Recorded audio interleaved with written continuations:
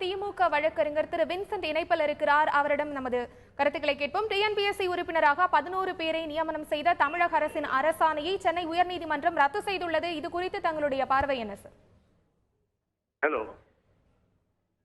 Hello திரு Vincent இணைப்பில் இருக்கிறீங்களா?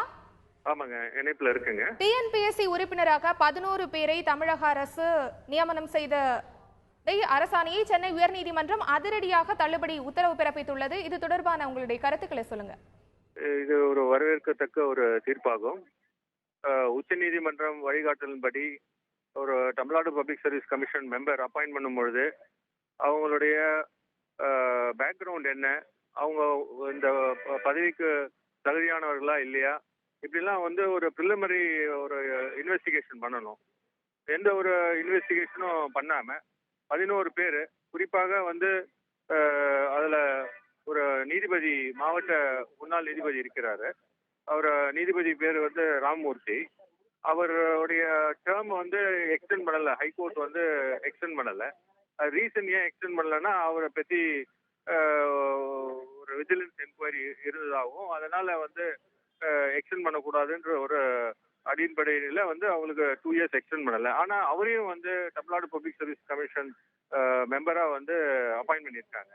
அது மட்டும் இல்ல, அப்பாயின்ட் பண்ண அத்தனை பேரும் பாத்தீங்கன்னா எந்த தகுதியும் இல்லை அவங்களுக்கு. அது அந்த பொசிஷனை ஹோல்ட் பண்றதுக்கு அட்மினிஸ்ட்ரேட்டிவ் சைட்ல எக்ஸ்பீரியன்ஸ் இருக்கணும்.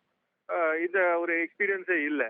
இந்த மாதிரி ஒரு இம்பார்ட்டன்ட் கான்ஸ்டிடியூஷனல் போஸ்ட் இவங்க தான் தமிழ்நாட்டில் இருக்க அத்தனை முக்கிய தேர்வுகளும் நடத்தக்கூடிய ஒரு இம்பார்ட்டன்ட் டியூட்டி அவங்க கிட்ட இருக்கு. அப்படின்ற பட்சத்துல அவங்களே ஒரு குவாலிஃபைடு இல்லாம அவங்க எப்படி இந்த டியூட்டியை ப்ராப்பரா அவங்க எக்ஸசைஸ் பண்ண முடியும்? இதுதான் நாங்கள் இந்த கோர்ட் நீதிமன்றத்துல கேள்வி எழுப்பணும். அதை நீதிமன்றமும் நீதிபதிகளும் அதை கன்சிடர் பண்ணி இன்னைக்கு நல்ல ஒரு தீர்ப்பு கொடுத்துருக்காங்க. அவங்களுடைய அப்பாயின்மெண்ட்ஸ் எல்லாம் குவாஷ் பண்ணியிருக்காங்க. திரு வின்சென்ட், இந்த வழக்கை பொறுத்தவரை நீங்கள் முன்வைத்த கோரிக்கைகளை உயர்நீதிமன்றம் ஏற்றதா? நாங்க கேட்டதே அந்த ஜியோவை குவாஷ் பண்ணணும்னு சொல்லி அந்த ஜியோவை குவாஷ் பண்ணிட்டாங்க. இன்னைக்கு இந்த ஜியோ குவாஷ் பண்ண பிறகு அந்த தீர்ப்பை நிறுத்தி வைக்கணும்னு சொல்லி தலைமை ஒரு அட்வொகேட் ஜெனரல் கேட்டாருங்க. ஆனா நாங்க அதை அப்போஸ் பண்ணோம். நீதிபதிகளும் அதை ஏற்றுக்கொள்ளவில்லை. அதனால அந்த ஆர்டர் இமிடியேட் எஃபெக்ட் வந்துருதுங்க.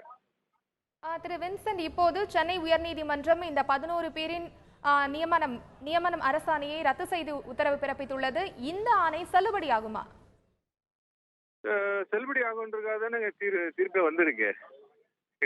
நீங்க நாங்க எடுத்து வச்ச வாதம்லாம் சரியான வாதம். இது உச்ச நீதிமன்றத்திலும் இந்த மாதிரி ஒரு வழக்குகள்லாம் தீர்ப்புகள் வந்திருக்கு. அப்படி இருந்தும் அரசு தீர்ப்புகள்லாம் பார்க்காம அவங்க தன்னிச்சையாக இந்த மாதிரி ஒரு அப்பாயின்மெண்ட் பண்றது தவறுன்றதான நீதிமன்றமே அதை ஏற்றுக்கொண்டு இந்த ஜியோவை ரத்து பண்ணியிருக்காங்க. அதனால இந்த தீர்ப்பு நிச்சயமாக உச்ச நீதிமன்றம் வரை சென்றார்கள் என்றால் நிச்சயமாக நாங்கள் தான் அது வெற்றி பெறுவோம். திரு வின்சென்ட், இப்போ திமுக ஆட்சியிலையும் இது போல நியமனங்கள் நடைபெற்றிருக்கிறதா சொல்லப்படுது. இதன் மேல் நடவடிக்கை எடுக்கப்படவில்லையே? போது நீங்க இந்த கேஸை பத்தி கேளுங்க. அந்த கேஸ் எல்லாம் எனக்கு தெரியாதுங்க. நீங்க அட்வொகேட் கிட்ட பேசுறீங்க. அட்வொகேட் கிட்ட என்ன கொஸ்டின்ஸ் கேட்கணுமோ அதை கேளுங்க நீங்க. திரு வின்சென்ட், இந்த வழக்கை பொறுத்தவரை அடுத்த கட்ட நடவடிக்கை என்னவாக இருக்க வாய்ப்பு இருக்கு? அடுத்த கட்ட நடவடிக்கை என்னவா இருக்கும்? அந்த தீர்ப்பு வந்துடுதுங்க. அவங்க பதவியில அவங்க ரிமூவ் பண்ணியாச்சு. இனிமேல்ட்டு அவங்க அந்த பணிகள்லாம் காலியாகி போச்சு. இந்த பணியிடங்கள்லாம் காலியாகி போச்சு. இப்போ அவங்க புதுசாக அப்பாயின்ட் பண்ணணும். கவர்மெண்ட் புதுசாக அப்பாயின்ட் பண்ணணும்.